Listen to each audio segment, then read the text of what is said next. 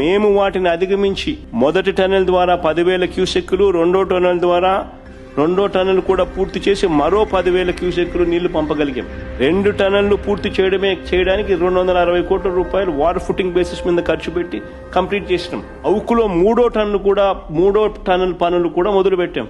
Gandikota reservoir capacity 27 టీఎంసీలు, ఏ రోజు 15-14 టీఎంసీలు మించిపెట్టలా నీళ్లు.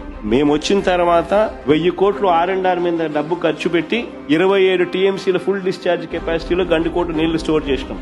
చిత్రావతి ప్రాజెక్టు ఏ రోజు ఫుల్ కెపాసిటీ 10 టీఎంసీలు నీళ్లు ఏ రోజు స్టోర్ చేయలేదు. మేము వచ్చిన తర్వాత 280 కోట్లు ఖర్చు చేసి R&R పనులు పూర్తి చేసి 10 టీఎంసీలు నీళ్లు మేము వచ్చిన తర్వాత పెట్టాం. బ్రహ్మం సాగర్ 17 టీఎంసీలు ఏ రోజు పెట్టలా. మేము వచ్చిన తర్వాత డయాఫ్రమ్ వాల్ కొత్తదేసి లీకేజ్ సమస్యను పూర్తి చేసి 90 కోట్ల రూపాయలు ఖర్చు చేసి 17 టీఎంసీలు బ్రహ్మం సాగర్ లో నీళ్లు నింపాం.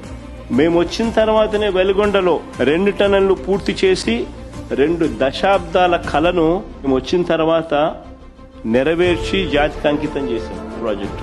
మిగిలింది R&R పనులు, లైనింగ్ పనులు, కానీ ఇంకేం మిగల.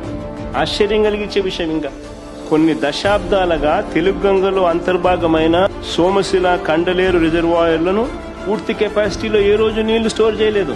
మేము వచ్చిన తర్వాత R&R పూర్తి చేసి సోమశిలలో 78 టీఎంసీలు, కండలేరులో 68 టీఎంసీలు మేము వచ్చిన తర్వాతనే నింపాం. 120 కోట్ల రూపాయలు ఖర్చు చేసి ఈ డ్యాముల్లో ఫుల్ కెపాసిటీని అచీవ్ చేసినాం. మేము వచ్చిన తర్వాతనే జరిగింది ఇది. మేము వచ్చిన తర్వాతనే దశాబ్దాలుగా పెండింగ్ లో ఉన్న నెల్లూరు బ్యారేజ్, సంగం బ్యారేజ్ పనులు పూర్తి చేసి ప్రారంభించాం.